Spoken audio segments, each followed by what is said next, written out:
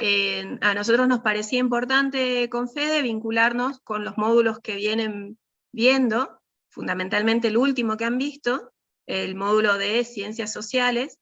El vínculo es innegable, el derecho es un tipo de ciencia social, y habrán visto cuando vieron el módulo anterior con el doctor Sadir y con el doctor Melano, que lo propio de las ciencias sociales, a diferencia de las ciencias naturales, es la abstracción, la cantidad de discusiones en torno a los conceptos, la cantidad de discusiones en torno a los objetos de las diferentes ciencias sociales.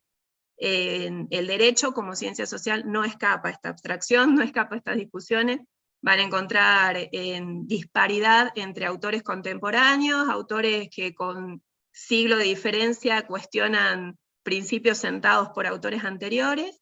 Como muchas de las ciencias sociales, tiene otro dato de gran impacto y que debemos considerarlo todo el tiempo, que son la cantidad de años y años y doctrina escrita alrededor de qué es derecho, qué es justicia, qué integra el derecho, cuál es el objeto del derecho. A veces uno considera que comienza a estudiar abogacía y se va a encarar inicialmente con la norma. Esto no es así, ustedes van a tener las primeras asignaturas previstas en el plan, si han tenido la posibilidad de acceder al plan, que está subido también y que es importante que lo vayan leyendo, porque los va a organizar en su cursada. Van a notar que las asignaturas en general les van a dar un conocimiento más integral y previo a abordar el estudio de la norma escrita o de la ley positiva, le llamamos en derecho.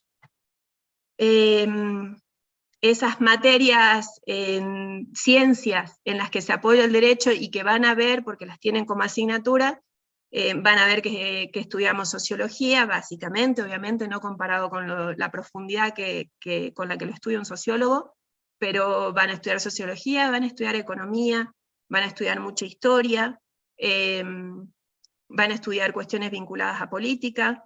Son todas ciencias que colaboran en el objeto del derecho, justamente para asumir que el derecho es más que la norma escrita, y dar a nosotros como sujetos que estudiamos la ciencia del derecho, que aplicamos la ciencia del derecho, que interpretamos la ciencia del derecho según donde nos desempeñemos después, darnos el cúmulo de herramientas necesarias para hacer un trabajo acabado al respecto.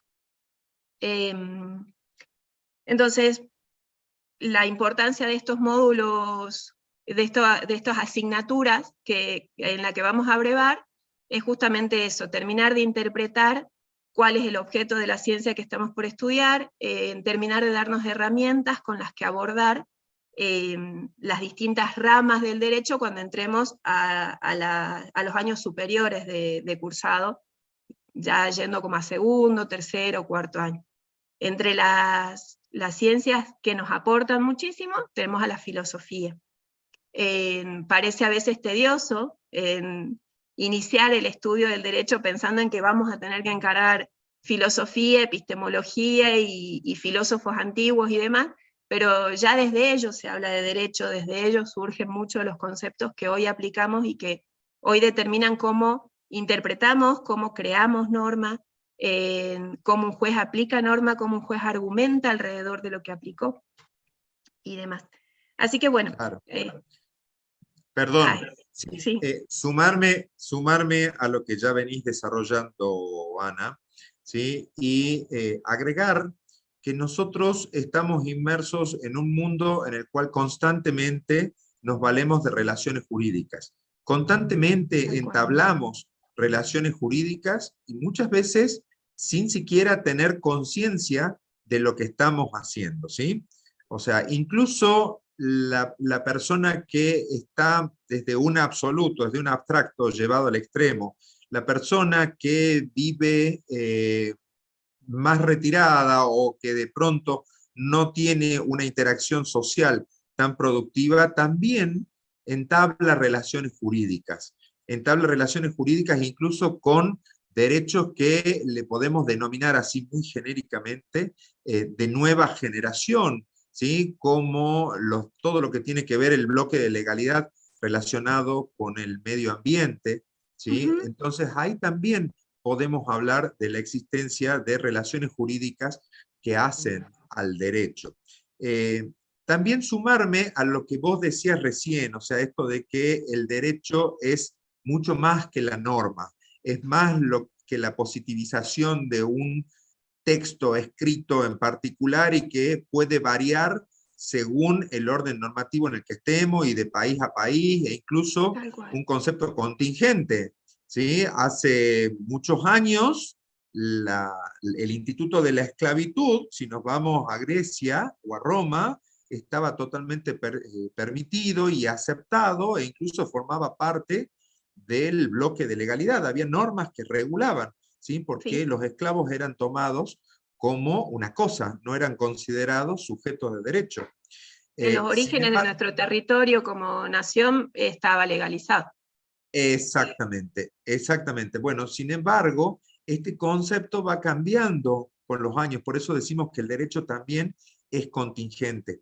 Pero lo que hay que entender en este aspecto es que cuando hablamos de derecho, ¿sí? El ordenamiento jurídico es uno solo, el derecho es uno solo, ¿sí? Nosotros lo vamos a dividir, no nosotros dos en particular, sino a lo largo de toda la carrera y en la estructura del plan de estudio, se lo va a dividir solamente con finalidades didácticas. ¿Sí? Pero es muy importante aclarar esto, porque de hecho yo siempre se lo repito a mis alumnos en las otras cátedras que doy, o sea, entender esto de la unidad del ordenamiento jurídico, para decirlo en un sentido más técnico. ¿Sí? Insisto, el derecho es uno solo, lo vamos a dividir solamente para fines de una mejor comprensión, para fines didácticos, ¿sí? Pero no hay que perder de vista esta idea, ¿no?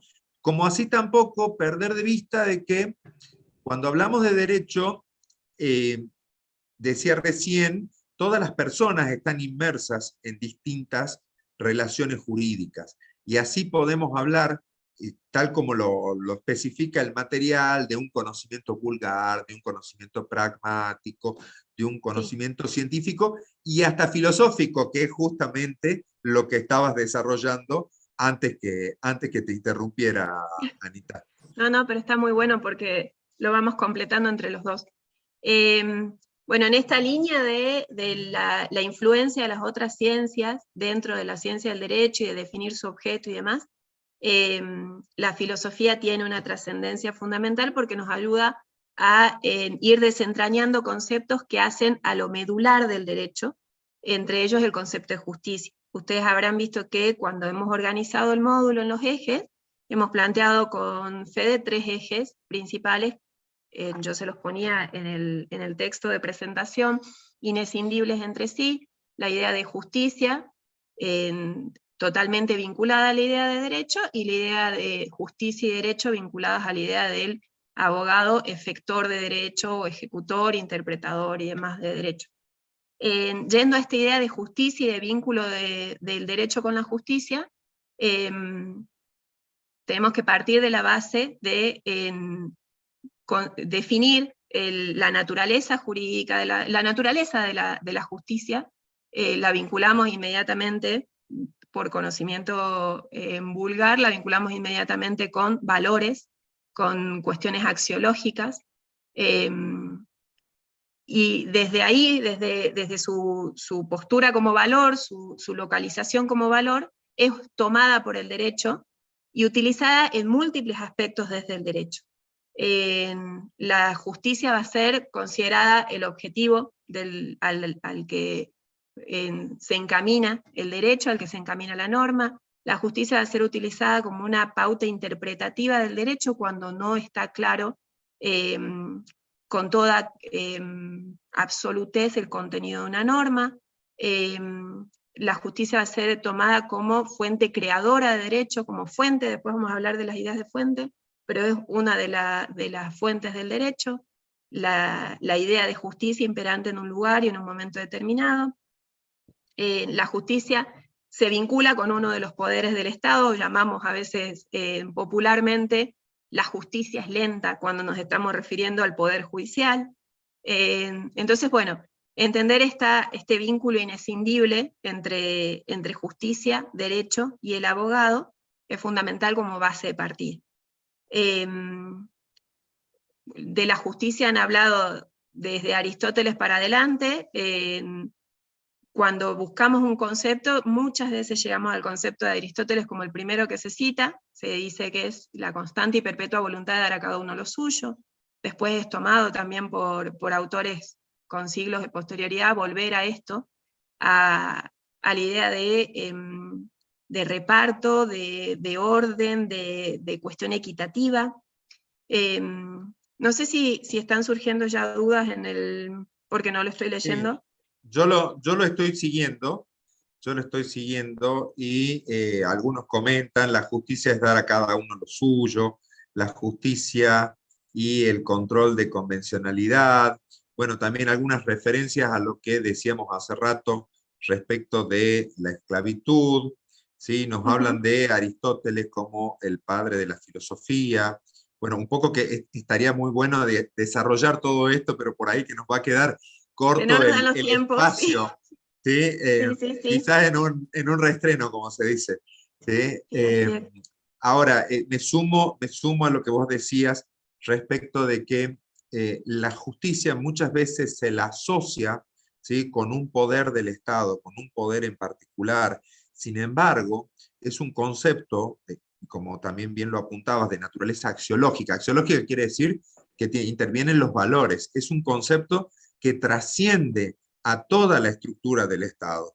¿Por qué trasciende a toda la estructura del Estado? Porque quienes gobiernan, que principalmente es una tarea encomendada al Poder Ejecutivo, ¿sí?, también debe actuar con justicia, también debe velar o tener como finalidad en toda su actuación este valor o perseguir esta idea de justicia, ¿sí? Lo mismo ocurre con quienes tienen a su cargo la misión de formación y sanción de leyes, que es el poder legislativo, ¿sí? Entonces, creo que si bien como actividad exclusiva está encomendada, según nuestra Constitución, al Poder Judicial, esto de la justicia trasciende al Poder Judicial en sí mismo, sino que también debe ser buscado y procurado en su actividad por los otros dos poderes del Estado, ¿sí? Y en esto es siempre importante destacar, a modo de refrescar algunos conocimientos que seguramente ya fueron adquiridos por nuestros alumnos, ¿sí?, en cuanto a la estructura del Estado. ¿Sí? Tener presente de que tenemos por un lado la división de los poderes, ejecutivo, legislativo y judicial, ¿sí? Y por otro lado también tener presente que cuando hablamos en este caso particular de justicia y ya mucho más limitado a lo que es en sentido técnico al Poder Judicial, ¿sí?, tenemos que tener presente de que nuestro Estado distingue, la organización de la Nación Argentina distingue distintos órdenes. Uno es el orden nacional o federal, como se le llama habitualmente, y por ende vamos a tener un poder ejecutivo, legislativo y judicial federal,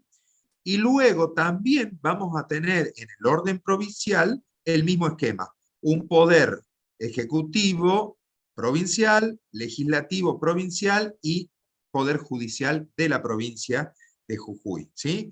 Cada uno tendrá organización y competencias distintas para actuar en distintos casos. No obstante ello, ¿sí?, siempre hay que entenderlo de manera complementaria, ¿no? Tienen que ver con la estructura del Estado. Bien.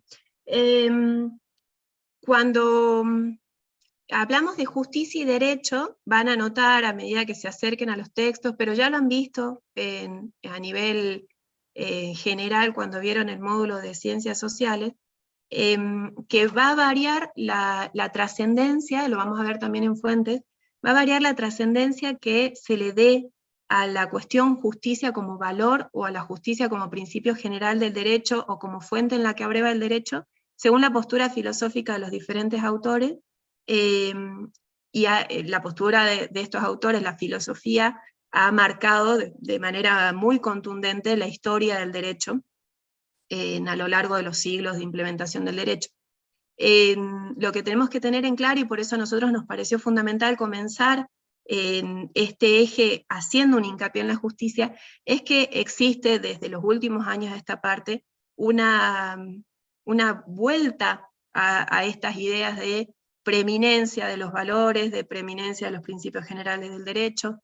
Si se acercan a los textos entiendo que Vigo lo subimos, y Nino también, sí, sí. en ambos casos se habla del retorno a esto, los que siguieron más o menos el módulo, algunos vi en el chat que se quejan de que estamos referenciando un módulo que todavía no rindieron.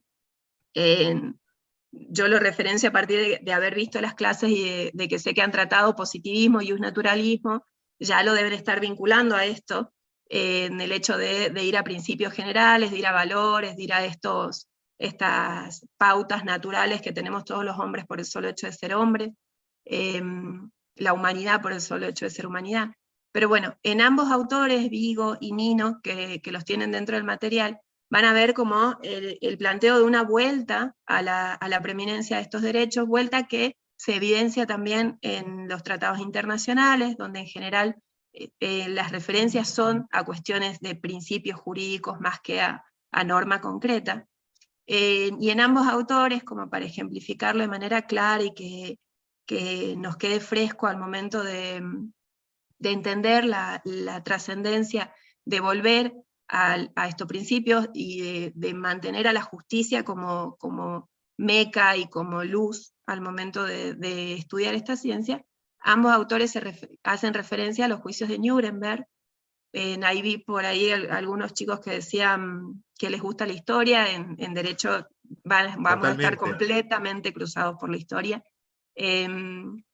Bueno, yendo a esta idea de los principios, de la trascendencia que tienen respecto del derecho, y de cómo orientan todo lo que se refiere a producción de derecho y a interpretación de derecho, ambos refieren que fue necesario recurrir a estos principios al momento de llevar adelante hechos tan trascendentes históricamente como los juicios de Nuremberg, y a nivel local, nacional, lo podemos referenciar con los juicios a las juntas también.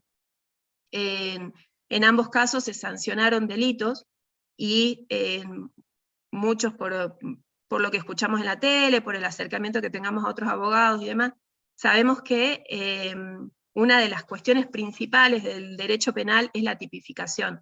O sea, no hay delito, no hay pena sin ley previa, y la conducta debe entrar dentro de la tipificación. Si nos hubiéramos guiado por esa tipificación al momento de hacer en estos juicios históricos, creo que es Vigo el que hace un doble supuesto de un juez que se apoyara en el positivismo y un juez que se apoyara en el newsnaturalismo hipotético. Sí.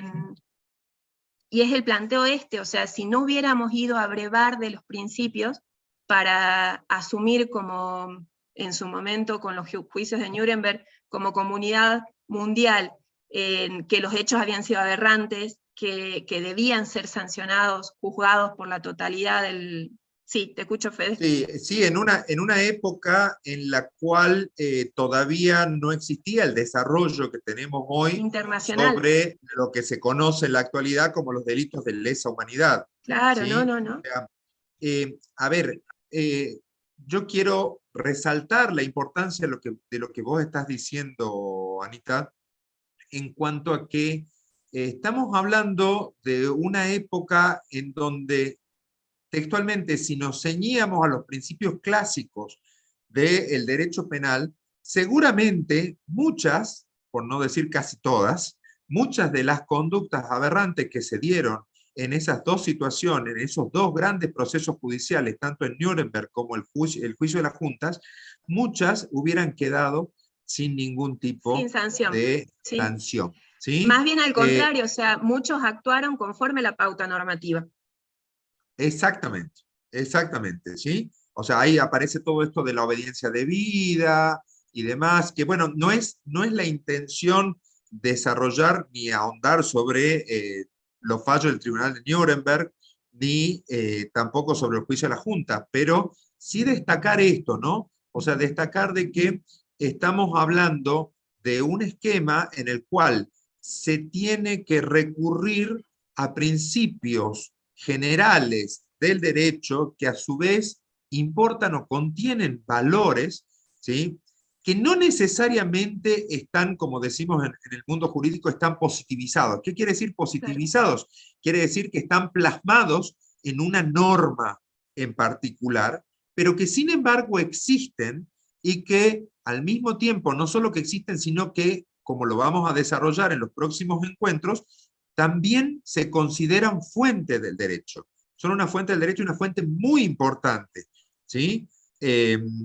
En este orden de ideas, digamos, es importante aportar para nuestros alumnos, ¿sí?, que la organización en general, digamos, se concibe que la organización de las normas tiene una forma piramidal. Tiene una forma piramidal en donde se habla de una suerte de jerarquía y en paralelo también se habla, que eso ya lo vamos a desarrollar, tanto la jerarquía como en paralelo se habla de las fuentes, ¿sí? No hay duda que una norma expresa es una fuente de derecho. Norma expresa, entiéndase, la Constitución, el Código Civil y Comercial, el Código Penal, etcétera, ¿sí? Pero no es la única. Hay otras. La jurisprudencia, que está constituida por los fallos que dicta el Poder Judicial, también es una fuente de derecho. Y la costumbre es otra fuente de derecho. Y en este caso, los principios generales del derecho verdaderamente constituyen puntos orientadores, directrices, para decirlos en un sentido técnico, ¿sí?, que tal como lo establece el artículo 2 del actual Código Civil y Comercial de la Nación, ¿sí?, también son fuentes de derecho y también pueden servir de basamento para resolver un caso en particular, así para decirlo de manera muy genérica, Sí. ¿sí? O sea, están autorizados por la misma norma. Ahí vos referenciabas al artículo 2 del Código Civil. No sé si tenés como para compartirlo, Fede, o lo leemos. Sí, lo tengo por acá. Lo voy leyendo si querés, y después los chicos lo siguen porque igual tenemos el delay del YouTube. El artículo 2 del nuevo Código Civil, para nosotros que somos abogados vetustos del código anterior, el de Vélez, se refiere a interpretación de la norma. Interpretar una norma es establecer su verdadero sentido y alcance, es llegar a cuál fue la intención o el objetivo que se quiso regular al emitir esa norma. El código dice, se establece que la ley debe ser interpretada, ahí estamos en la Constitución Nacional, por lo que yo veo. Ahí estoy en la Constitución. Sí, un momento, por favor. Acá está. ¿Ahí se ve bien? Perfecto, yo lo veo perfecto. La ley debe ser interpretada teniendo en cuenta sus palabras. Ahí tenemos, en esto que con lo que empezamos la clase, que les decíamos el vínculo entre este módulo con los dos módulos que vimos anteriores, el lenguaje en derecho es fundamental. Las palabras que se usan al momento de emitir una norma, las palabras que usa el juez al momento de emitir una sentencia, las palabras que cada uno de ustedes cuando sea profesional utiliza al momento de litigar, de negociar y demás, son fundamentales. A tal punto que la interpretación, fíjense en el Código Civil, recurre en primer lugar a las palabras. Entonces, teniendo en cuenta sus palabras, sus finalidades, las leyes análogas, que se refiere a leyes similares con un objeto similar, las disposiciones que surgen de los tratados sobre derechos humanos, fíjense la trascendencia que tiene hoy en nuestro sistema jurídico el bloque de convencionalidad que ha suscrito Argentina, los principios y valores jurídicos. Entonces, ahí de nuevo toma trascendencia el haber iniciado este módulo hablando de justicia, de valores, de principios generales del derecho, de modo coherente con todo el ordenamiento. Bueno, fortalece esto, o sea, al momento de determinar el real contenido de una norma, toda norma es sujeta a interpretación, Toda norma va a variar la interpretación según el sujeto que la interprete. Pero lo importante de estas otras ciencias a las que nosotros nos acercamos como estudiantes de Derecho, es darnos las herramientas para entender las palabras, el verdadero sentido de las palabras. Hoy cuando pensaba en la clase y pensaba en el tema del lenguaje, me remitía a un recuerdo vergonzoso de mi carrera universitaria. En Derecho Penal estaba hablando, no prestando atención al docente que tenía enfrente, y el docente, un verdadero doctrinario, me dijo, bueno, si considera que la clase está de más, defina temeridad. Y yo dije tener temor, penal 1.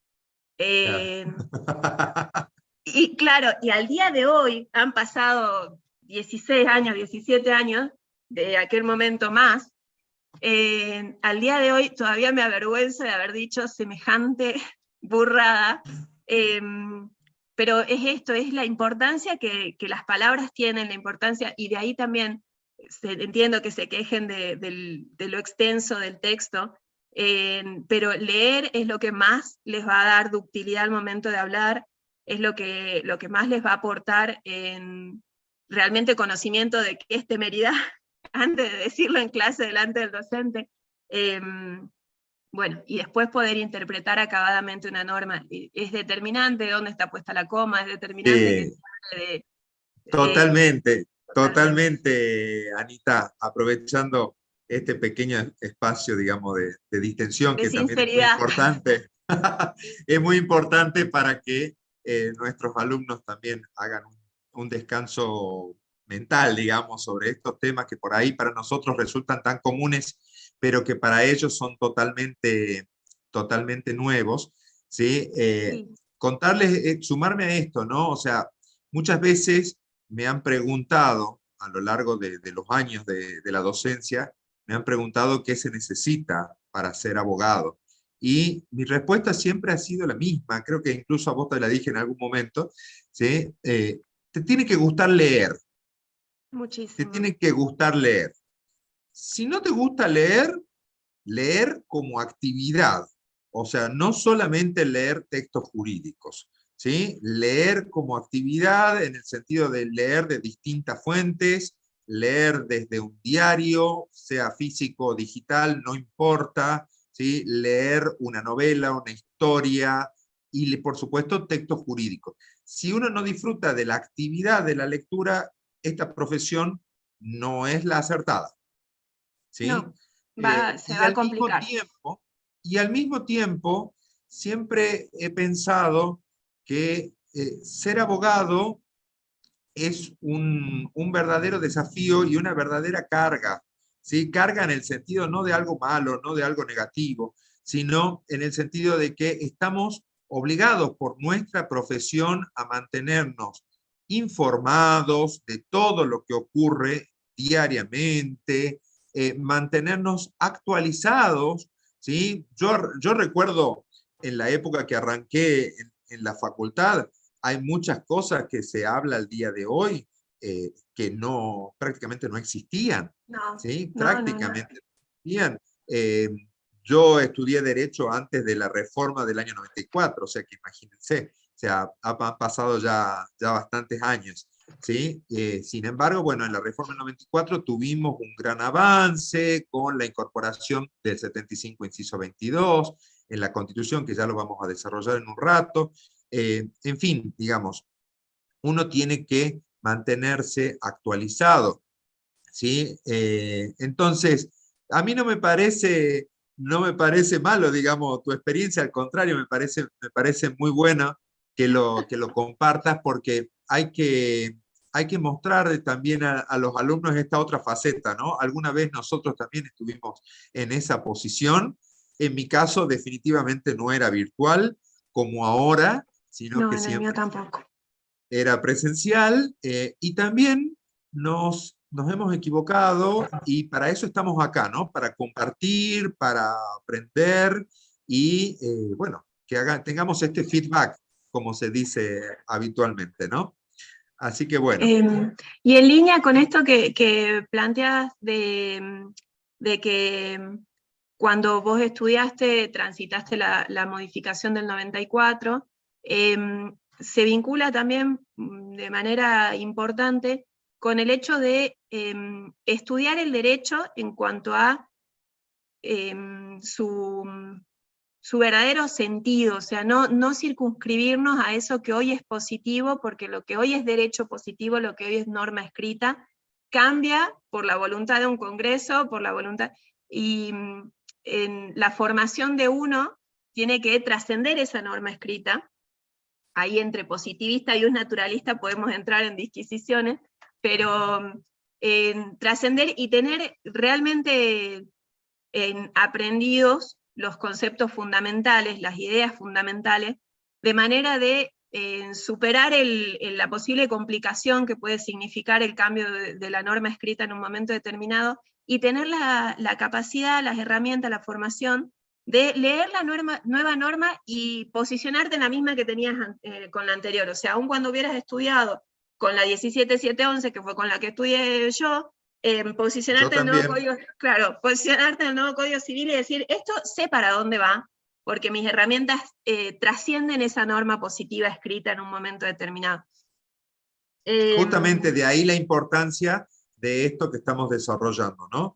Y que los alumnos entiendan, ¿sí? Que esto de los principios generales del derecho, los valores a los cuales se refería recién el artículo 2 del Código Civil, ¿sí? No son una palabra puesta porque algún legislador o miembro de la comisión redactora de esta última reforma que entró en vigencia en el 2015 se le ocurrió. O sea, todo lo contrario, o sea, tienen una evolución y una importancia que, tal como acabas de mencionar, estos dos procesos judiciales muy trascendentes en la historia de la humanidad, ¿sí? Sobre todo el segundo para nuestro país, han recurrido o han echado mano de este concepto de los principios generales. Entonces, a mí no me asusta que el día de mañana nos cambien la norma. De hecho, en lo personal, no solo he vivido la reforma del 94, sino también me ha tocado la unificación del código que entró en vigencia el 1 de agosto del 2015. ¿Sí? Claro. Y sin embargo, nuestra cultura jurídica, o mejor dicho, la formación que yo recibí en mi facultad, yo soy egresado de la Universidad Nacional de Córdoba, ¿sí? Me ha permitido adaptarme sin ningún problema a este proceso de unificación que durante tantos años se vino bregando, ¿no? Sí. Tuvo un periodo muy largo de incubación. Sí. Recién decía un alumno en el chat, si no estudias serás cada día menos abogado, eso decía Couture, ¿no? En el decálogo. En el decálogo del buen abogado. El derecho está en una ebullición constante, está en un cambio permanente.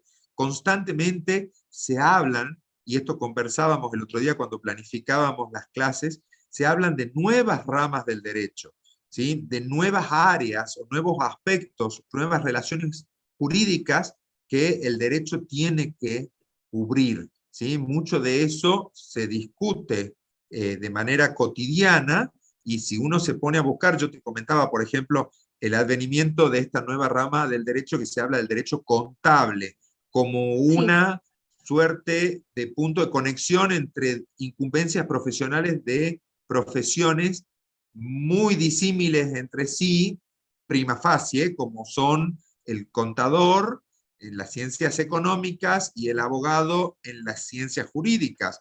En apariencia, ¿sí? Muchos consideran de que esto no se integra o no compatibiliza. Sin embargo, en la actualidad se habla de ese nuevo derecho, el derecho contable. No todos están de acuerdo, como siempre ha ocurrido en la historia de la ciencia jurídica, ¿sí? Y así como eso, podemos citar un montón de aspectos o áreas de conocimiento jurídicamente, ¿sí? Que hoy concurren a buscarse un espacio dentro de lo que es la ciencia jurídica.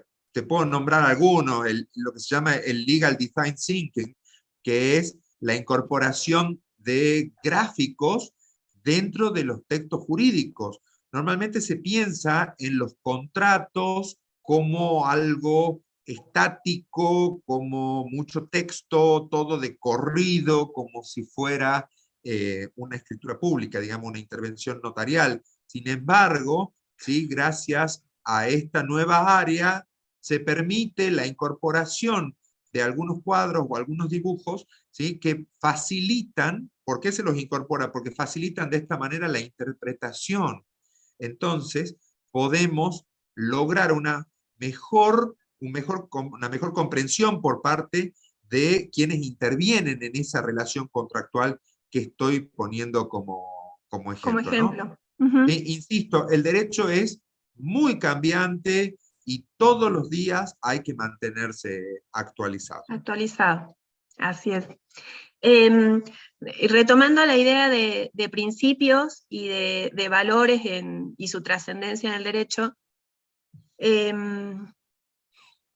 tenemos que, antes en un chat, una de las chicas, entiendo, dijo algo así como, la Constitución,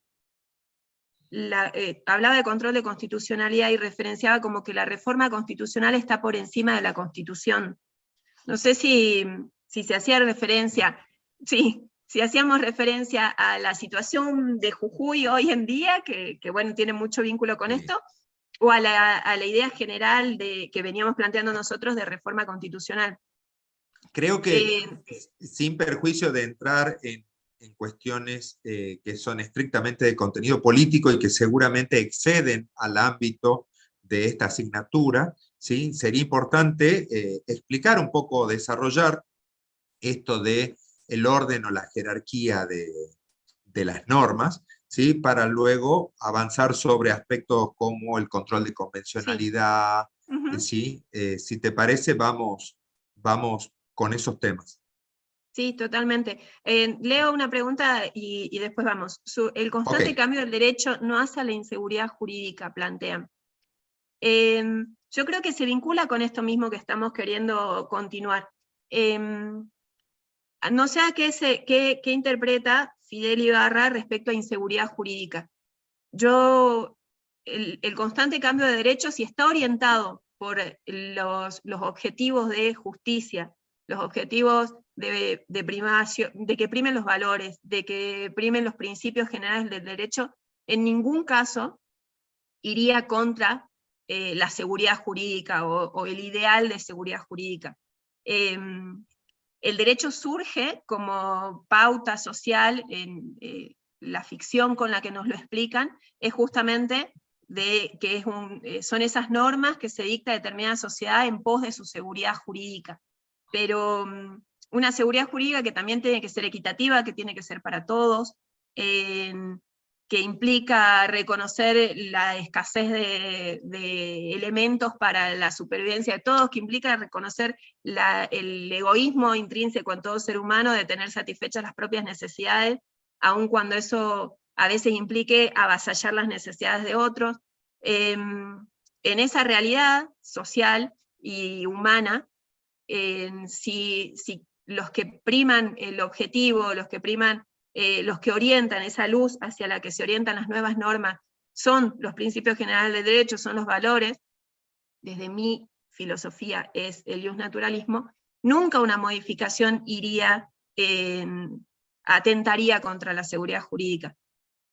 Y llegado el caso en que un productor de normas, sea quien sea, en el estamento que sea, si hablamos de jerarquía, que ahora lo vamos a hacer, generar una norma que atenta contra la seguridad jurídica, ahí viene un tema que nosotros planteamos dentro de uno de los primeros ejes del módulo, que es el control.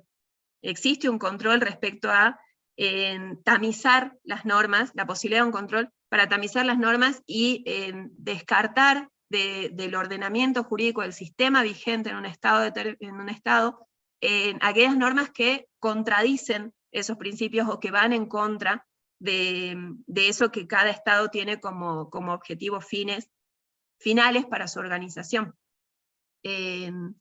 Ahí vinculando esta idea con la pregunta de este alumno,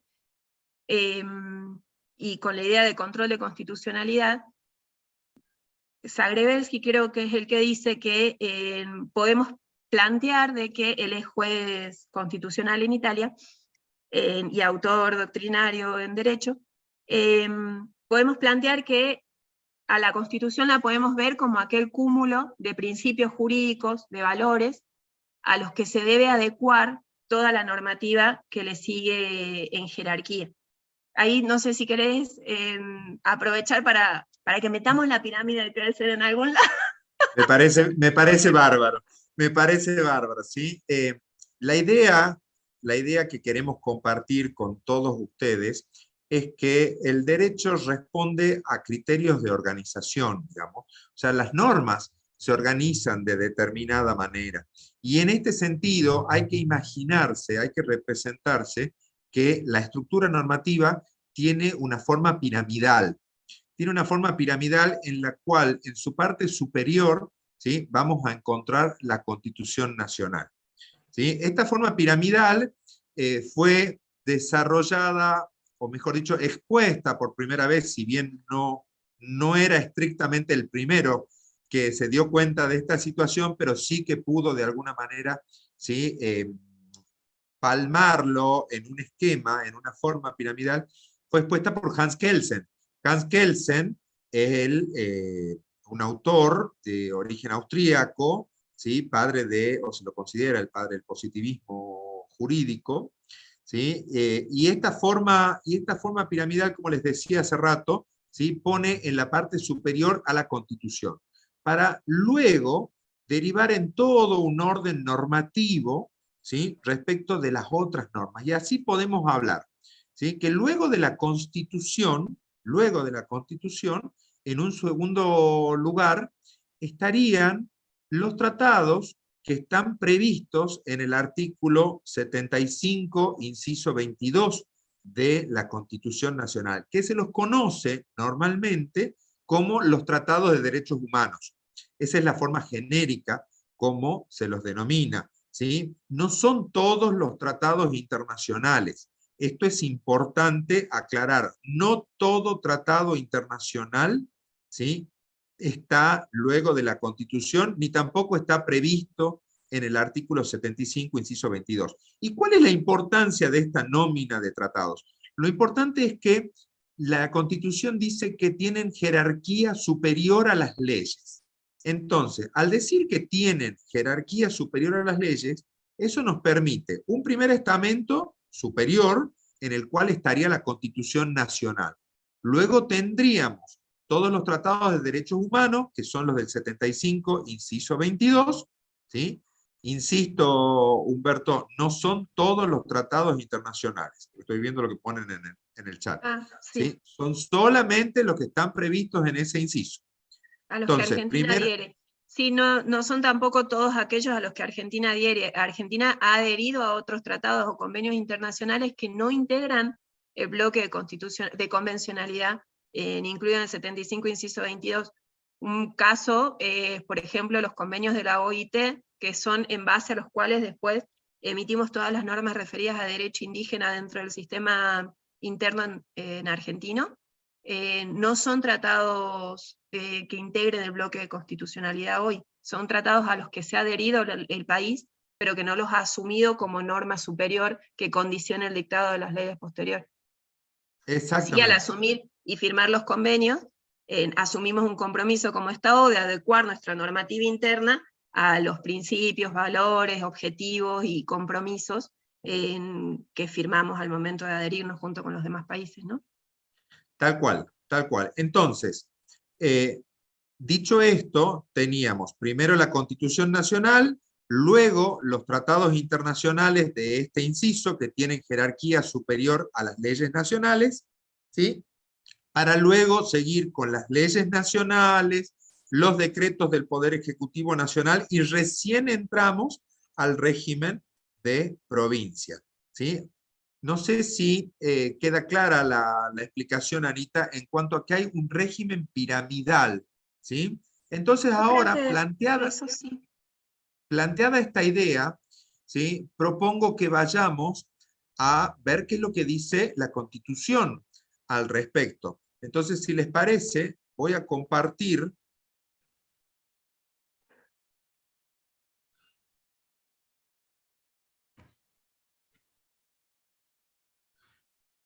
Bien, ¿se alcanza a ver correctamente, Anita?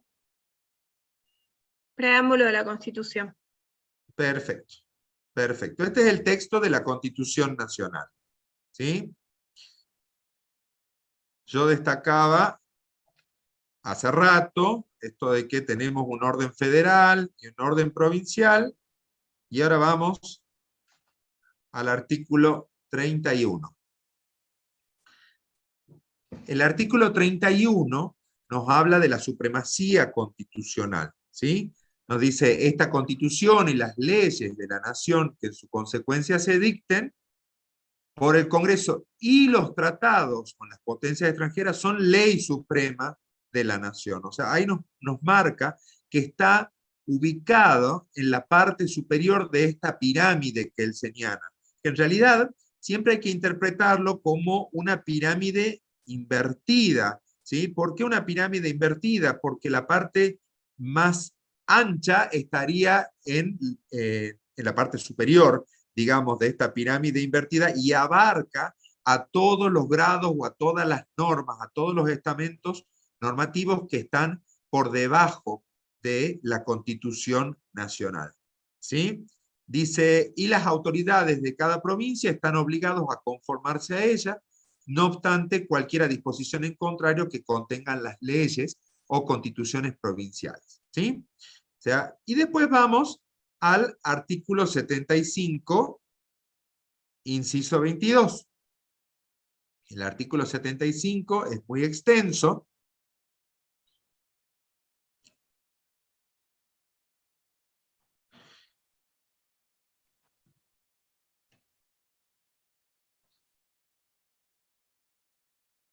Bien.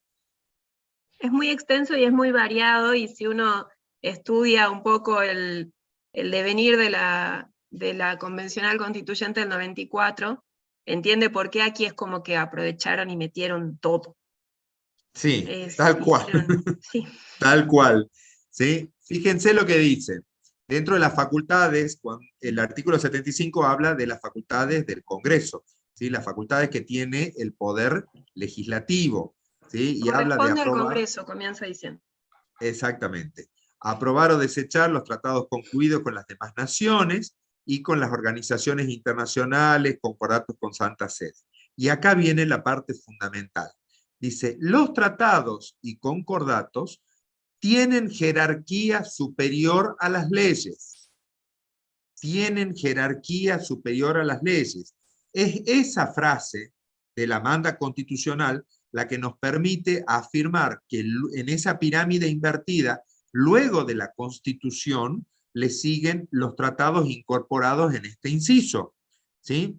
Y fíjense, más allá que están enumerados, fíjense que dicen, luego de que, a ver si lo puedo seleccionar, a partir de ahí,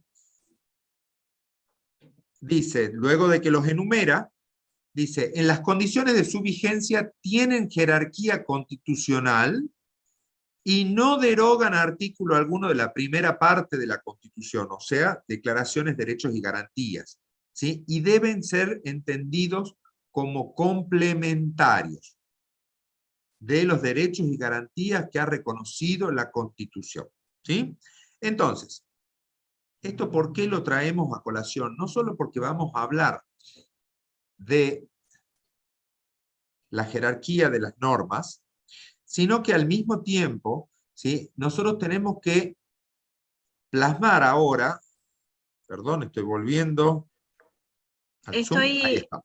Estoy leyendo un comentario que plantea que, bueno, que ha perdido el hilo de la conversación y cuál es el punto que estaríamos tratando. Estamos tratando el punto de control de constitucionalidad, que se va a enganchar a continuación con control de convencionalidad.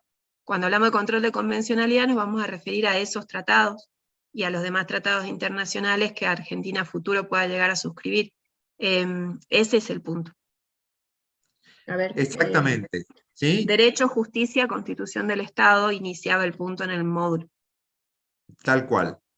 Entonces, vuelvo a repetir para que la alumna se ponga a tono. ¿Sí? Hay un esquema, hay una estructura normativa en la parte superior de esta pirámide invertida está la Constitución nacional, luego siguen los tratados internacionales expresamente previstos en el artículo 75, inciso 22, ¿sí? Que tienen jerarquía superior a las leyes. Entonces, si tengo que hablar de un orden jerárquico y normativo, sí está la Constitución, luego los tratados internacionales, estos que acabo de decir, y luego vienen las leyes nacionales. Luego vendrán los decretos del Poder Ejecutivo y a partir de ahí pasamos al régimen provincial. Según el artículo 31, ¿sí? Nos dice de que la Constitución, ¿sí? La Constitución tiene primacía como norma por sobre cualquier otra que integre el esquema normativo de la República Argentina. Creo que esto está claro, ¿sí? Entonces ahora tenemos que ver quién controla este sistema organizado de jerarquías normativas, ¿sí? ¿Quién controla? En el mundo se han desarrollado dos sistemas, ¿sí? Un sistema de control difuso y otro sistema de control concentrado, ¿sí? ¿Qué quiere decir cada uno? Cuando hablamos de un sistema concentrado es como el sistema que tiene la República Alemana, por ejemplo, en donde hay un tribunal constitucional, ¿sí? Hay un tribunal en el cual está obligado a controlar, ¿sí? Este concepto de la jerarquía constitucional. Está obligado a Ahí realizar... te interrumpo un segundito. Es solo ese tribunal quien tiene competencia para hacer el control. O sea, el control de que las normas emitidas dentro de esta pirámide jurídica en los escalones más anchos se adecúen a lo prescripto en la norma fundante que vendría a ser la Constitución Nacional. En los estados donde se ha adoptado un control de constitucionalidad concentrado, solo ese órgano, corte o en general se llaman corte constitucional, es el órgano competente para... Ya no te interrumpo. No, todo bien, por favor, Anita. ¿Sí? Bien, ese es un sistema, ¿sí? Y por otro lado, está buenísimo esto que solo el Tribunal Constitucional, en el ejemplo de la República Alemana, ¿sí? Puede realizar ese control de constitucionalidad. Y por oposición está lo que se conoce el sistema del control difuso, ¿sí? Que es el que tenemos nosotros. En nuestra república. ¿Sí? Esto quiere decir de que cada uno de los jueces, tanto los jueces federales como los jueces provinciales, pueden y, diría yo, están obligados Deben. Tal cual, para utilizar, no es pueden, sino que están obligados y deben realizar el control de constitucionalidad. Vuelvo a repetir, ¿qué es el control de constitucionalidad? Es la adecuación que existe de cada una de las normas de grado inferior a las normas de grado superior. Ya explicamos que en la parte más alta de la pirámide kelseniana está la Constitución Nacional y los tratados. Entonces, cada uno de los jueces en el sistema federal y en el sistema provincial de administración de justicia deben realizar el control de constitucionalidad. ¿Sí? Otra diferencia, sí. Sí. Otra diferencia entre ambos sistemas es que en los casos de aquellos países que adoptaron el control de constitucionalidad concentrado, lo que resuelve la Corte Constitucional tiene aplicación en derecho, usamos muchos terminología del latín, tiene aplicación erga omnes. Eso significa que lo resuelto por una Corte Constitucional se aplica a la generalidad de los sujetos independientemente de un caso testigo, sino a la totalidad. Entonces puede determinar la derogación inmediata de una norma que por esa Corte Constitucional es considerada que no se adecúa a los principios constitucionales o de los tratados internacionales. En cambio, en nuestro sistema, en el del sistema de control de constitucionalidad difuso, la consecuencia de la declaración de inconstitucionalidad tiene efecto solo interpartes, solo para los sujetos, en cuyo caso, en cuyo contexto se ha emitido la sentencia, el fallo. Si ese fallo es emitido por un tribunal con determinada jerarquía, esa jurisprudencia puede obligar en su interpretación a la jurisprudencia de los tribunales inferiores, que, por ejemplo, por una Cámara de Apelación, o con mayor razón por la Corte Suprema de Justicia, que también funciona aquí como un tribunal más de control de constitucionalidad. La emisión de una sentencia declarando la inconstitucionalidad de determinada norma, en ese caso concreto puede sentar precedente para los fallos emitidos por tribunales inferiores, pero el principio es que tienen implicancia interpartes y no erga omnes como tendría el otro sistema. No sé si eso quedó claro. Sí, totalmente, Anita, creo que quedó claro. O sea, ¿controlan los jueces federales la Constitución Nacional?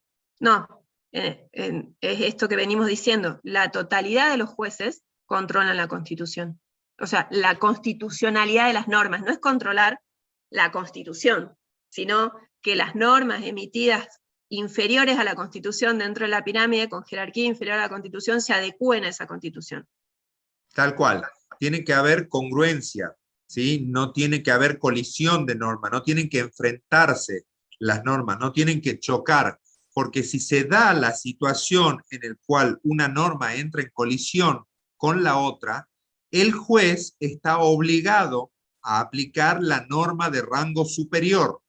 O sea, si hay colisión entre una norma de carácter provincial, supongamos, y la Constitución Nacional, el juez que intervenga al resolver ese caso en particular, que puede ser un juez federal o puede ser un juez provincial, si hay colisión de normas, el juez está obligado a aplicar la norma de rango superior. En este caso, siempre va a ser la Constitución Nacional, ¿sí? Creo que se entiende, que se entendió bien, Ana. O sea, los dos sistemas, el sistema concentrado, ¿sí? Dimos un ejemplo en donde hay un tribunal en el cual es el único que está facultado para realizar este control, y por otro lado, ¿sí? Las resoluciones de este tribunal se proyectan sobre toda la sociedad que está comprendida en el caso o en el supuesto, digamos así, para que todos nos entiendan. Mientras que, por otro lado, en el sistema difuso vamos a tener, ¿sí?, que las resoluciones solamente alcanzan a las partes que intervienen en el proceso, y solamente esa inconstitucionalidad se dicta respecto de ese proceso judicial. Vinculado con el control de constitucionalidad difuso, que es el que tenemos imperante en Argentina, eso tienen que tenerlo claro, creo que empiezan a decir ya que está clarito. Una cuestión que fue discutida por la Corte Suprema durante bastante tiempo, finalmente se llegó a... Hay muchas cuestiones dentro de nuestro sistema que se reflotan y nunca se llega a una idea definitiva, pero había una duda respecto a si la inconstitucionalidad debía ser solicitada por la parte o si podía ser declarada de oficio. Eso dentro de nuestro sistema normativo fue resuelto por la Corte, en cuyo caso el precedente impacta dentro de las formas de resolver los casos de ahí para abajo en los tribunales. A partir del fallo Sociedad Ganadera Los Lagos, no sé si lo recuerda Fede, ahí se aplicó el principio de nuevo un latinazgo, pero de que el juez conoce el derecho, iura novit curia, y el planteo de que si el juez detecta que existe una inconsistencia entre la norma que se está por aplicar y los principios o basamentos constitucionales o de tratados internacionales de jerarquía constitucional, el juez de oficio puede declarar la inconstitucionalidad. Y otro de los chicos mencionaba el caso Badaro, y sí, es uno de los ejemplos que pueden tener de cuando una declaración de inconstitucionalidad tuvo impacto en todas las sentencias emitidas con posterioridad. No se limita al caso Badaro, que sería la consecuencia interpartes, sino que impactó en la totalidad de las resoluciones judiciales que se emitieron después. ¿Qué Perfecto. significa? Ahí ponen las siglas, eso es Corte pero Suprema de yo Justicia. me muteé recién porque estaba pasando una manifestación por acá. Se escuchaba así de fondo. Ahí Glenda dice qué significa, y pone las siglas, eso significa Corte Suprema de Justicia de la Nación. Las siglas que pone Glenda. Ah, bueno, ahí le contesta María José más abajo. Sí, sí, bueno, creo que está claro, Anita, el control de constitucionalidad, ¿sí?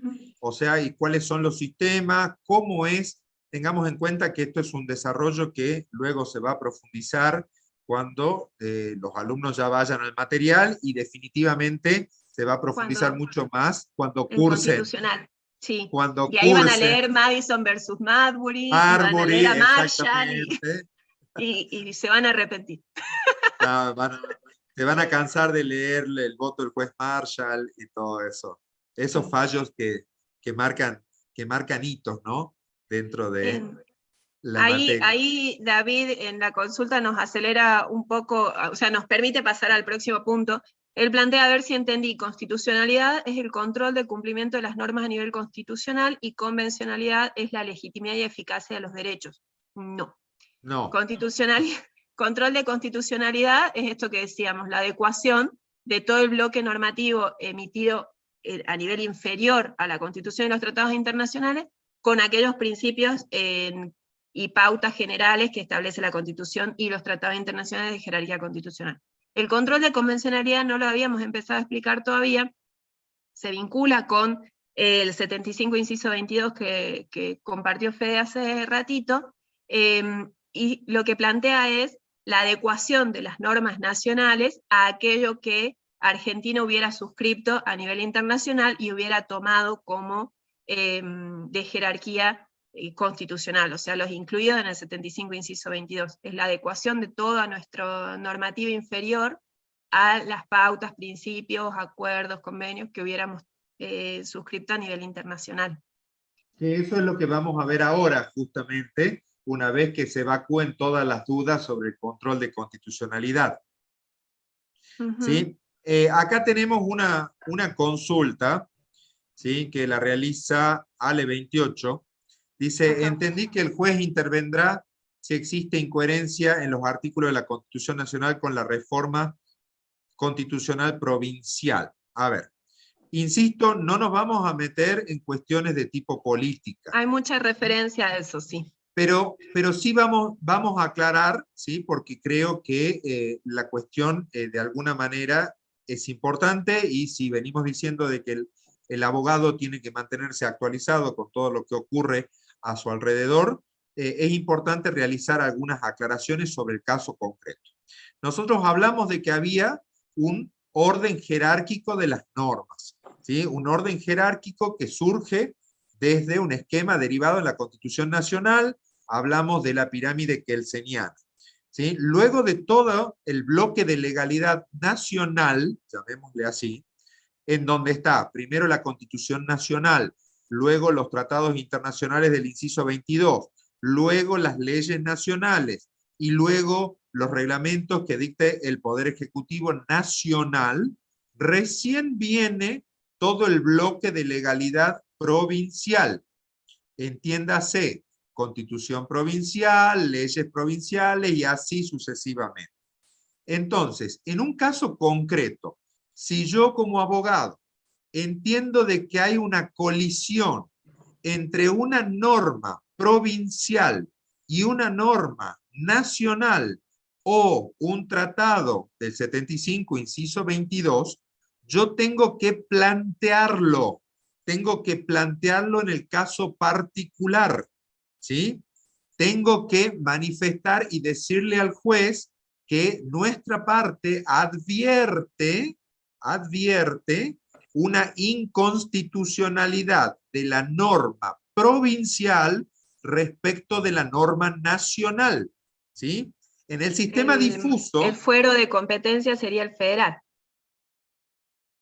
Con claro, una acción declarativa de certeza, por ejemplo. Claro, podría ser si lo planteo en abstracto, ¿sí? Si de pronto lo planteo en un caso particularizado, podría llegar en un tribunal provincial. a darse en el caso de un tribunal provincial. Pero lo que voy es que el sistema difuso permite que cualquier juez se aboque al conocimiento y a realizar este control. A esto se agrega lo que Ana les decía recién, o sea, en la actualidad, y eso sí es un gran avance, ¿sí? Ya no solamente tengo que esperar que la parte lo plantee.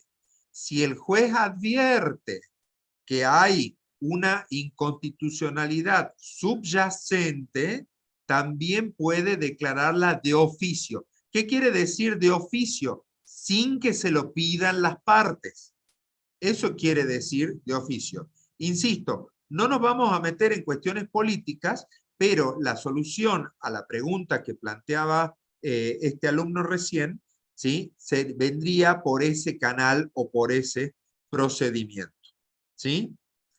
No sé Ahí si hay... pregunta, sí, quedó claro. Pregunta Tania si hay que estudiar los artículos de la Constitución Nacional. No, para nada. Si, justamente desde el comienzo de la clase lo que venimos planteando es, la intención no es que estudien la norma escrita, ni memorizar, ni nada por el estilo. A los fines de desarrollar la idea de control de constitucionalidad o convencionalidad no van a tener ejemplos en el parcial, en el examen, van a ir a conceptos generales. Sí sería importante, como estudiante de Derecho, como miembro de la sociedad, que le peguemos una leída a ambas constituciones, a la nacional y a la provincial, y ya que estamos a la reformada también, como quien conoce y quiere interiorizarse de eso que es derecho en la sociedad donde uno vive, pero no es a los fines del examen, sino como miembro comprometido con la sociedad. Bien. Bueno, creo que lo que es control de constitucionalidad ha quedado claro. ¿Sí? Cualquier cosa, tal como manifestaba Ana, quedamos abiertos para futuras aclaraciones, incluso en los próximos encuentros. Antes de pasar al control de convencionalidad, aquí Cecilia Panire manifiesta, ¿puede explicar nuevamente el control concentrado? Entiendo que es el control de constitucionalidad concentrado, ¿sí? Vuelvo a repetir, igualmente si te quieres sumar, Anita, no hay ningún problema, ¿sí? Vuelvo a repetir, el control concentrado no lo hacen todos los jueces, ¿sí? En el control difuso, todos los jueces pueden realizar este control de constitucionalidad, este control del respeto de la jerarquía de las normas.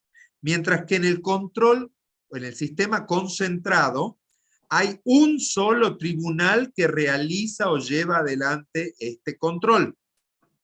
¿Sí? Es diferente, en una lo pueden hacer todos, en el otro lo hace uno solo.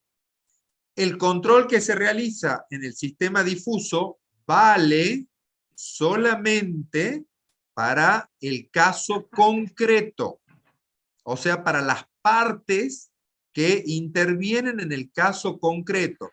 Ejemplo, yo tengo un juicio contencioso administrativo, planteo una inconstitucionalidad, ¿sí? Y va a valer únicamente para las partes en ese juicio, no es para todo el mundo.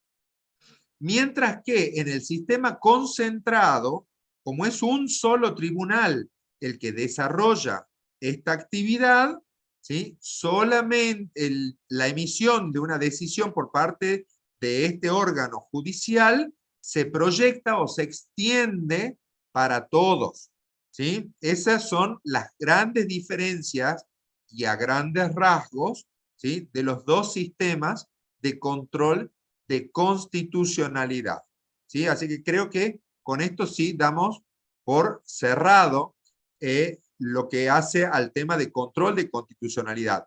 Ahora, ¿por qué insistimos tanto sobre este tema del control de constitucionalidad? No solo por la importancia y por su recepción expresa en el artículo 31 de nuestra Carta Magna. Carta Magna se le dice a la Constitución Nacional, para quienes no están familiarizados con la jerga jurídica, ¿sí?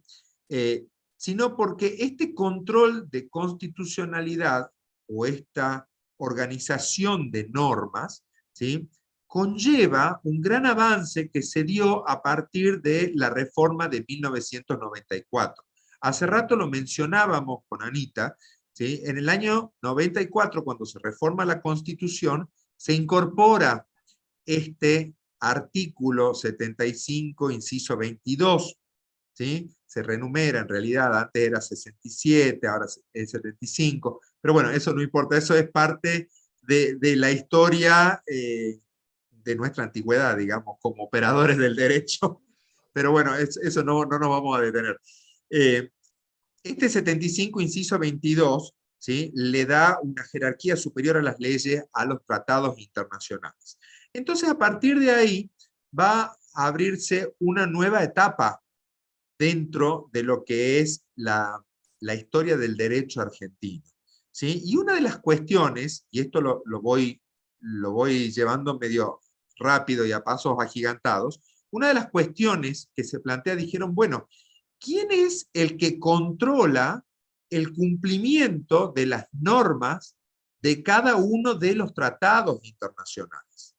Entonces, la respuesta natural y habitual que se daba, por lo menos en esa época, ¿sí?, dijeron, bueno, a ver, cada tratado normalmente tiene un órgano en el cual, ¿sí?, nosotros podemos realizar una denuncia por violación a las normas de tratado, por incumplimiento por cada uno de los estados partes, ¿sí? Bien es sabido que cada uno de los países, de los estados, pueden celebrar con potencias extranjeras, pueden celebrar distintos tratados internacionales sobre distintas áreas de conocimiento, ¿sí?, que pueden ir de las más variadas, o sea, desde utilización de recursos naturales, como el Tratado Antártico, hasta reconocimiento de derechos especiales hacia una franja de la sociedad, como la Convención de los Derechos del Niño, o la Indígenas, mujeres, exactamente, protección de las mujeres, protección del refugiados. trabajo, en fin, es muy amplia la materia. Entonces, en este ámbito, los estados han ido celebrando, ¿sí? Hay todo un procedimiento específicamente reglado en una convención de Viena. Cuando hablamos de las convenciones de Viena, hay muchas convenciones de Viena. Entonces, yo tengo que especificar, tengo que decir, Convención de Viena sobre Derechos de los Tratados. Entonces ya sé a cuál se refiere, ¿sí? Hay otra, qué sé yo, Convención de Viena sobre compraventa internacional, ¿sí? Hay muchas convenciones de Viena, lo mismo que hay muchas convenciones de La Haya. Entonces, vuelvo al tema, ¿sí? Los estados pueden celebrar convenios con distintos países, ¿sí? Pueden ser regionales, universales, todo esto va a ser objeto de estudio en la materia pertinente. Dentro de esos convenios, cada una de las partes, en este caso los estados son partes, se comprometen a respetar o a dar cumplimiento a un cúmulo de normas que surgen de ese tratado. Entonces, después de la reforma de la Constitución del año 94, una de las preguntas que surgía como subyacente es, perfecto, ¿y si el Estado incumple con alguna de esas normas que están contenidas en un tratado internacional, a dónde denuncio? O, dicho de otra manera, ¿quién realiza el control del cumplimiento o incumplimiento por parte del Estado respecto de estas normas contenidas en algún tratado internacional. Y así surge este concepto, que en realidad como concepto se va a acuñar muchos años después, que es el control de convencionalidad. ¿Sí? No sé si querés avanzar, Anita, o si hay dudas sobre el planteo. ¿Se entiende o no? Se entiende porque hasta ahora no consulta nada en el chat sobre el tema. De convencionalidad no han consultado nada, se quedaron en cómo hacer caer la nueva constitución provincial.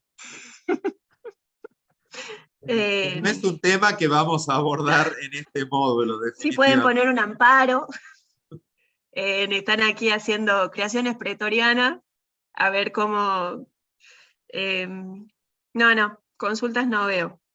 Me parece haber inferido que las constituciones deben ser convencionales, es decir, que la Constitución estaría por debajo de los tratados internacionales de derechos humanos.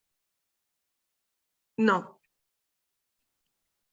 Sí, de 10, que lo expliques nuevamente, que se entiende claro, vamos y venimos un poco. Bien, vuelvo a repetir por última vez. En la pirámide kelseniana, ¿sí? En el grado superior está la Constitución Nacional. Y luego vienen los tratados expresamente incorporados en el 75, inciso 22. O sea que no es que los tratados están por arriba de la Constitución. Creo que ese tema ha quedado claro.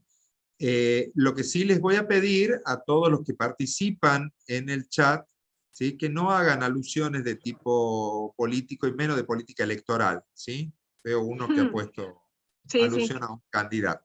¿Sí? sí. Porque es importante que tengamos esta herramienta del chat para evacuar algunas dudas y al mismo tiempo para hacer un seguimiento del desarrollo de la clase.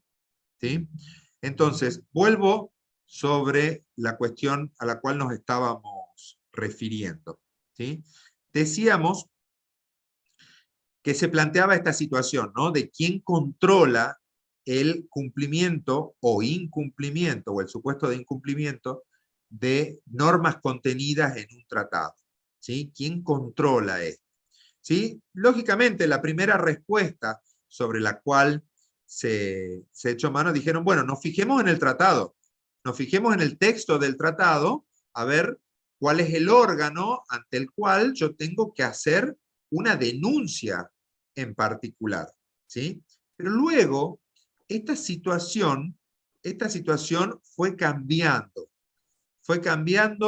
por cuanto resultaba muy engorroso muchas veces para el justiciable. El justiciable se le dice a la persona, al ciudadano que solicita el amparo o la cobertura por parte de la ley y por parte de los órganos judiciales. ¿Sí? Entonces se le resultaba dificultoso para el justiciable poder acceder a esto. ¿Por qué? Porque muchas veces estos órganos tienen sede en otros países. Entonces, ¿cómo hago yo para denunciar el incumplimiento de un tratado cuando el órgano que surge del tratado tiene una sede en otro país? ¿Sí? Entonces va apareciendo esta idea del control de convencionalidad. ¿Por qué se llama convencionalidad? Primero, para distinguirlo del control de constitucionalidad, que es el que acabamos de desarrollar y que surge del artículo 31. Y en segundo lugar, para decir de que este control de convencionalidad, ¿sí? Deriva de los tratados que la República Argentina ha celebrado, y no solo celebrado, sino para decirlo más técnicamente, ¿sí? Que ha ratificado, que ha celebrado, que ha aprobado y que ha ratificado con potencias extranjeras, sean estas otros países o en el ámbito de organizaciones internacionales, como podría ser, por ejemplo, la Organización de las Naciones Unidas. ¿Sí? ¿Se entiende hasta acá? Sí. Y no, o sea, no plantean dudas concretas en lo que hace a control de convencionalidad. Sí, creo que por el tiempo podemos pasar a lo que el control de convencionalidad vuelven a consultar, el que está planteando ahora el doctor. Si les parece, pasamos a el eje 2 y entramos a derecho, porque estamos a media hora de terminar el horario. Sí, cierro con un par de ideas, Anita, para que quede claro. Este control de convencionalidad, ¿sí? Como concepto, luego ha ido avanzando. Luego ha ido avanzando y en la actualidad, tal como ustedes lo van a poder apreciar en el material que hemos preparado con Ana, ¿sí? En la actualidad ese control de manera obligatoria lo debe realizar cada uno de los jueces, ¿sí? Cada uno de los jueces debe verificar que las normas de derecho interno, digamos, o sea, las normas de grado inferior, ¿sí? No estén o no vayan en contra de una norma contenida en un tratado internacional, ¿sí? No sé si he sintetizado la idea de cuál es el concepto actual, sin perjuicio que está muy claro explicado en el material, ¿no? En el Es muy texto, sí. didáctico el material. Desde el fallo Egmedian contra Sofovich de la Corte Suprema, es que se establece que el control es obligatorio para todos los estrados judiciales y que obliga a los jueces a aplicar el bloque de convencionalidad al momento de fallar. No es algo potestativo del juez, es algo que lo obliga al momento de emitir sentencia. Alguien en el chat antes había dicho, ¿por qué se citan los convenios internacionales cuando se establece, debe ser alguien que tiene contacto como auxiliar de justicia, cuando se presentan demandas? Y porque integra nuestro sistema jurídico desde el momento en que son incorporados o que Argentina rubrica esos tratados y asume obligaciones en cuanto al cumplimiento. Entonces es norma a ser citada, es totalmente válido citarlos, así como citaríamos una norma del Código Civil o de cualquier norma posterior, inferior a la Constitución. Creo que pasamos. Sí, estamos, sí. Están directamente, chochos. Si podríamos explicar ex oficio. No sé en qué momento hablamos de ex oficio, me parece que sí mencionamos de oficio. Claro, eso es lo que hay que explicar. La expresión de oficio, ¿qué significa? La expresión de oficio, perdón, sí, Anita. No, me está pisando aquí entre bomberos. Hay dos aspectos que tenemos que destacar, ¿sí? Que se utilizan muchísimo en la jerga jurídica, ¿sí? Uno es a pedido de parte, o sea, cuando una parte en conflicto, ¿sí? Que normalmente son dos, pero pueden ser más, una parte solicita tal cosa, ¿sí? Tal conducta, solicita al juez, hay un pedido, hay un petitorio, es una de las partes, ¿sí? Acuérdense de que cuando hablamos de conflictos en materia judicial, normalmente ¿en qué pensamos? Pensamos en una persona o una parte, ¿sí? Que solicita algo o una conducta respecto de otra parte. Y ahí tenemos sentadas las bases de un conflicto. Este conflicto se dirime o se resuelve con la intervención de un tercero. Esa tercera persona es un juez, ¿sí? Entonces hay un juez que resuelve una situación concreta. Entonces, ¿por qué hablamos de pedido por una de las partes o inaudita parte? Sería pedido por una de las partes, ¿sí? Esa es una alternativa. Mientras que puede ocurrir que ninguna de las dos partes solicite. Ninguna de las dos partes solicite o advierta este problema que hay en la jerarquía de las normas.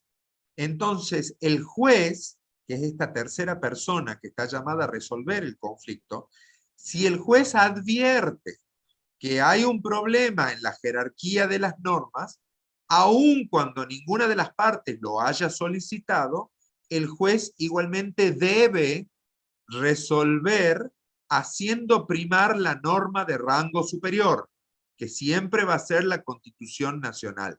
Esa actuación de que el juez intervenga sin que se lo pidan las partes es lo que se llama interviene de oficio. ¿Sí? Ahí creo que se aclaró. Creo que sí. Sí. Bien. Bueno, ¿querés que larguemos con el otro tema? Porque es cierto, ya estamos sí, nos contrarreloj. queda muy poquito tiempo. Te cedo para que arranques. arranques. El concepto de derecho, como todo concepto, así como nos referimos al de justicia, va a ser un concepto que van a encontrar diferentes formas de definir el derecho. Es un concepto que al día de hoy no está cerrado, es un concepto que según la postura filosófica que se tome va a incluir o no determinadas características, determinados temas dentro de la idea de qué es derecho. Me parece que lo fundamental como para que se guíen al momento de armar un concepto propio que contemple todas estas cuestiones, o de elegir de los conceptos a los que van a poder acceder dentro de los textos que tienen a disposición, es tener en claro ciertos ejes que hacen a la idea intrínseca de derecho, que es un sistema, porque lo mencionaba Fede hace rato, ahora no recuerdo en relación con qué, pero porque hace un orden determinado, o sea, no hay una situación de caos en qué es derecho, en qué es lo aplicable, en qué norma rige. Es un sistema, porque está ordenado de determinada manera, está previsto en cuanto a jerarquía, está previsto en cuanto a competencia, está previsto en cuanto a forma de producirlo, está previsto en cuanto a posibilidades en los que deja de ser válido, vigente, legítimo. Entonces tener en cuenta estas cuestiones. Es un sistema, incluye, según la postura filosófica que tomemos, incluye normas y principios jurídicos, incluye normas, principios y valores jurídicos. Según el autor que sigamos, va a variar esto vinculado fuertemente con la idea de positivismo y justnaturalismo que lo vieron en el módulo pasado. De nuevo está la pregunta de qué significa Corte Suprema de Justicia de la Nación. Lo pone en el Google Synops, no noté que en muchos textos de los que pusimos, porque como son textos bastante iniciales, no noté que se hubieran filtrado siglas de ese tipo. Probablemente la sigla está aclarada al final del texto, pero significa eso, Corte Suprema de Justicia de la Nación. Estábamos hablando de los elementos que sí o sí tenemos que tener dentro del concepto de derecho, vinculando esto de nuevo con la idea de lenguaje, de qué tenemos que tener por comprendido dentro del concepto de derecho cuando hablemos de derecho. Hablamos de un sistema, hablamos de que incluye normas, para algunas posturas filosóficas incluye normas y principios, para otros incluye normas, principios y valores. Es un sistema que tiene una vinculación muy fuerte con la idea de coercibilidad, coacción.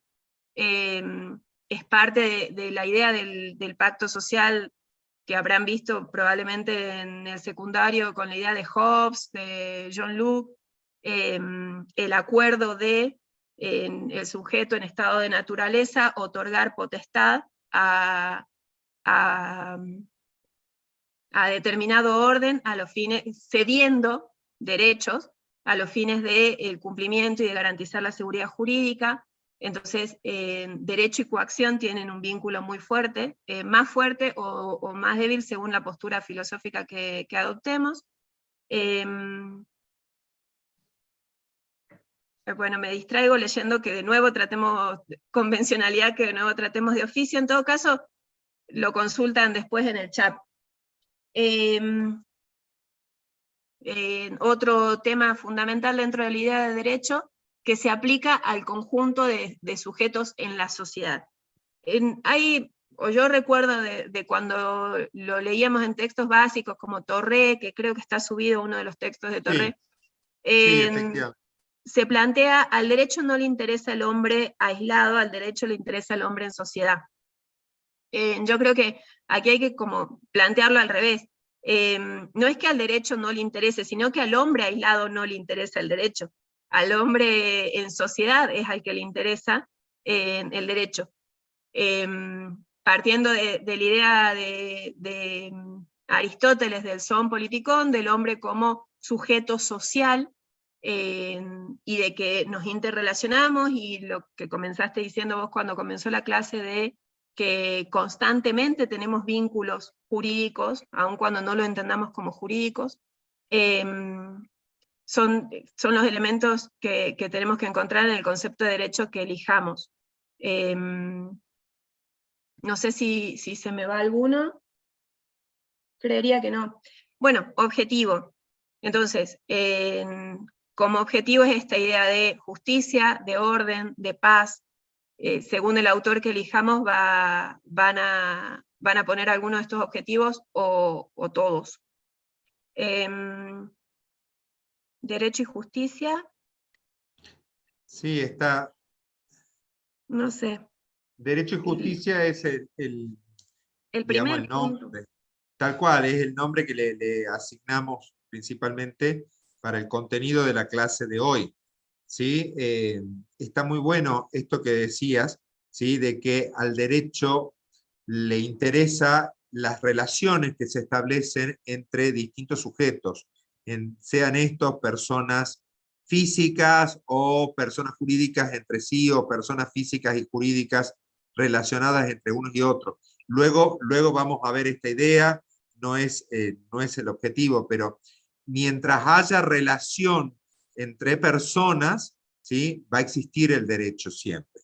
¿Sí? Ahora, hay distintos órdenes o distintos tipos de normas entre las cuales se dan estas relaciones, ¿sí? Relaciones que pueden ser jurídicas, morales, sociales, etcétera. En uno de los textos que le facilitamos a los alumnos, nos hablaba de esto, ¿no? La distinción entre, por un lado, toda persona sabe que no tiene que atentar contra la vida de otra persona porque esto conlleva una sanción de privación de la libertad.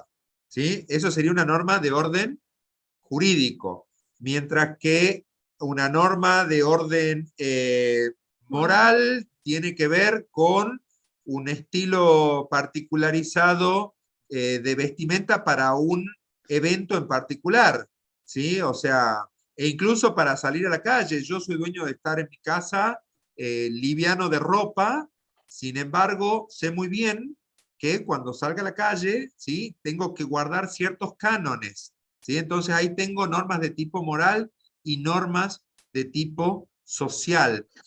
Aun cuando estas normas puedan llevar íncito algún tipo de sanción, o más que de sanción, de reproche, ¿sí? En el caso de las normas sociales, ¿sí? No deben ser asimiladas las sanciones como aquellas que son propias del derecho, que tienen que ver no solo con la privación de la libertad, sino puede ser la imposición de una multa, pueden ser, en fin, días de arresto, una condena a abonar una suma de dinero.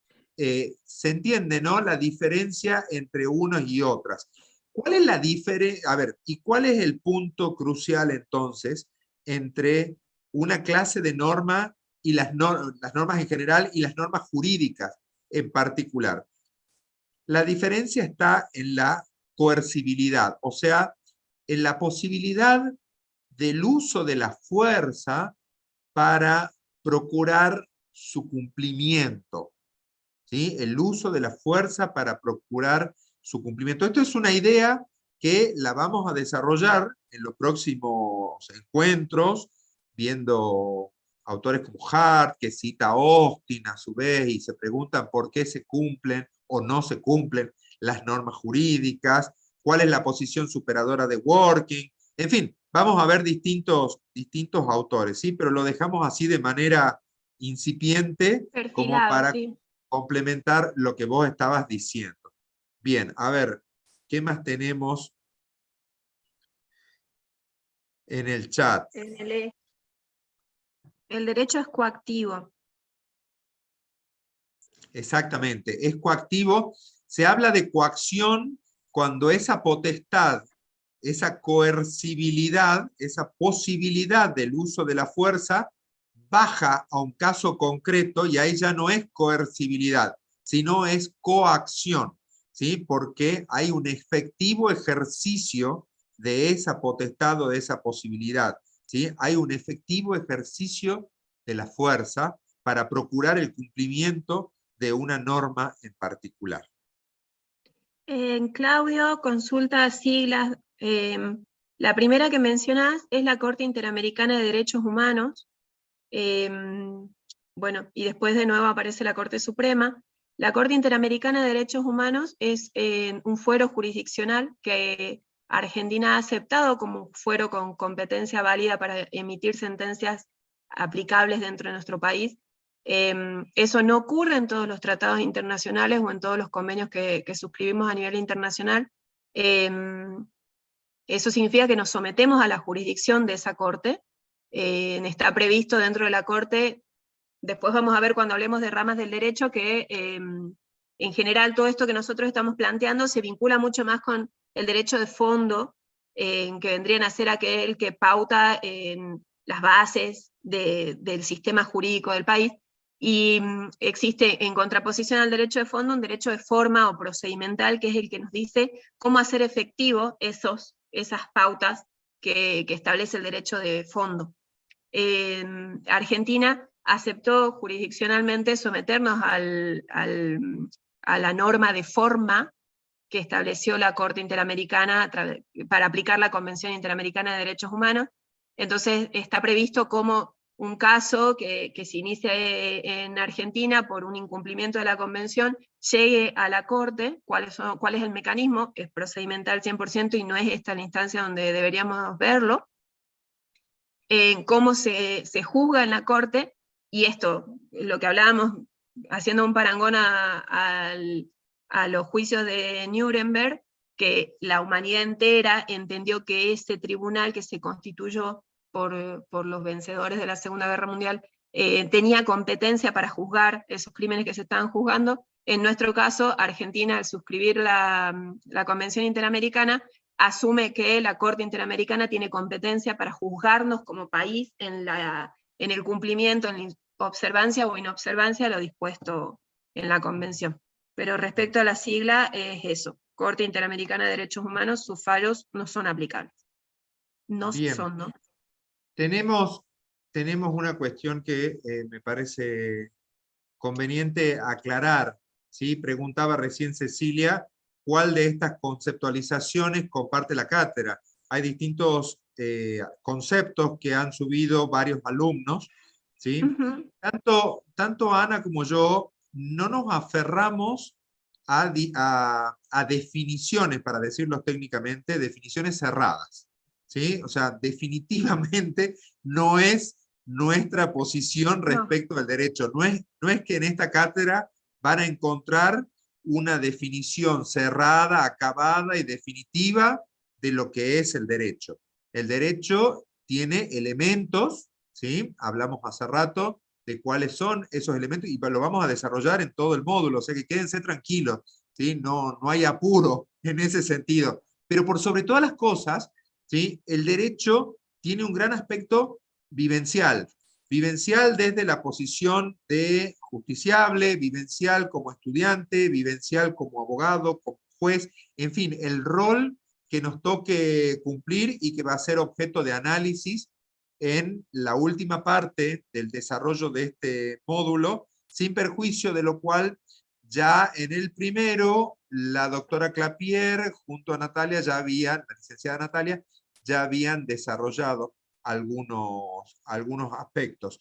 También hay preguntas respecto de lo que es la distinción entre derecho objetivo y derecho subjetivo. Veo que hay varias dudas, ¿sí? Al respecto. O sea, cuando hablamos de un conjunto de normas en particular y de manera general y abstracta para todos los miembros de la sociedad, ¿sí? Hablamos de un derecho objetivo, ¿sí? Porque no estoy particularizando en cada uno de los sujetos que es titular, sino hablo de un derecho en general. el derecho al medio ambiente, o el derecho que marca como posible, o que acarrea como posible sanción si yo me apodero de algún objeto que no me pertenezca, o si yo atento contra la vida de una persona.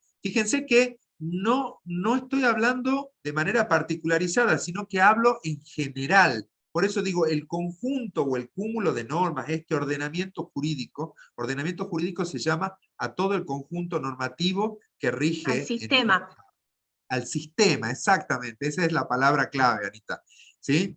Entonces ahí estamos frente al derecho objetivo.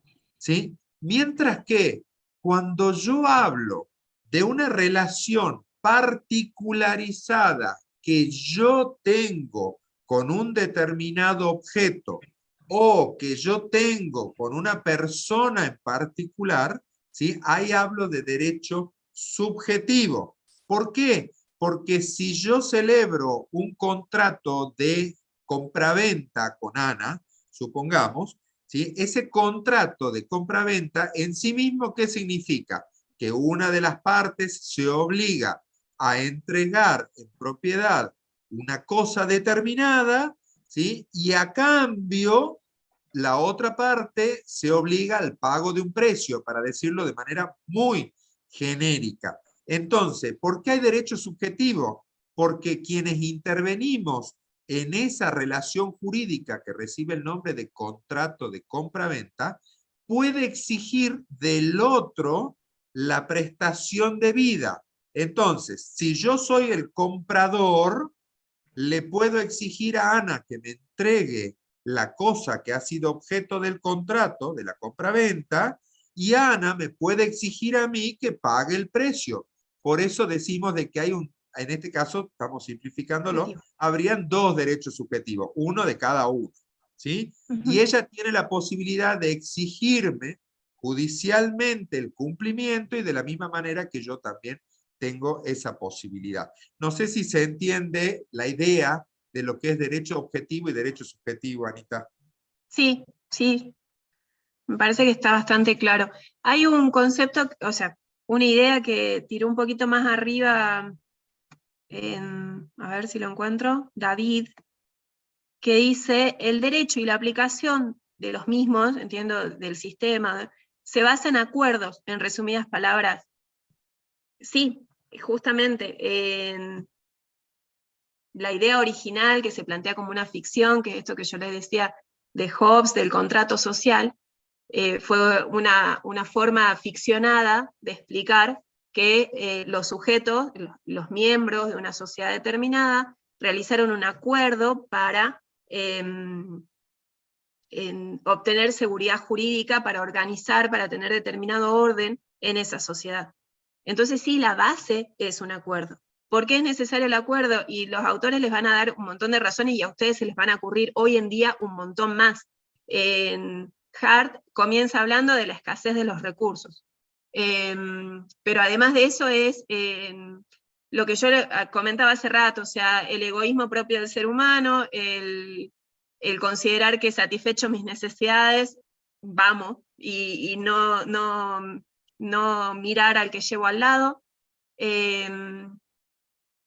La seguridad interna de un Estado, la seguridad jurídica de cada uno de nosotros respecto de nuestra propiedad. Creo que en alguno de los textos está claro eso de, por ejemplo, un caso de usurpación. Se plantea que todas estas situaciones son las que llevaron ficción a generar el contrato social, donde los sujetos que en el estado de naturaleza tenían el cúmulo de derechos, ceden parte de esos derechos a ese órgano potestativo que a través de la aplicación coercitiva de la coacción nos garantiza ese estado de seguridad jurídica. Y a nivel internacional, al partir de la base de que estamos vinculando a estados soberanos, o sea, a todos con el cúmulo de sus derechos internos en su cabeza, sí, la base es un convenio, es un acuerdo entre partes. Y en el derecho interno, gran parte de las cuestiones que hacen a derecho privado se resuelven con convenio. Derecho privado que es cuando se vinculan sujetos entre sí, personas físicas entre sí, es convenio, sí. El derecho es básicamente convenio. Más adelante, incluso, Fede, pusimos como tema el abogado como mediador, y vos habías planteado también como tema novedoso el abogado, ahí suenan las 9, Sí. El abogado como generador de acuerdos. Tal cual, Dentro como de un los roles. negociador. Como un Exacto. negociador. Sí, bueno, esto es para plantear de antemano que nuestra propuesta no solo se limita, nuestra propuesta como docentes en este módulo, no solo se limita a mostrar, digamos, el abogado inserto en un conflicto, ¿sí? O sea, eso es una visión que hoy ha sido totalmente superada. Y nuestra profesión es como que de alguna manera ha sido sobrepasada por el conflicto en sí mismo, el conflicto en el sentido judicial, ¿no? O sea, pero sí como facilitador de todas las relaciones sociales y relaciones jurídicas que se pueden dar, y en la actualidad hay una corriente muy grande que trata, en la medida de lo posible, de evitar la judicialización de los conflictos, sino que pone un sinnúmero de alternativas, algunas que son pactadas contractualmente, otras que son obligatorias, como en el caso de lo que se conoce como el SECLO, el Servicio de Conciliación Laboral Obligatoria, que tiene el sistema de Buenos Aires,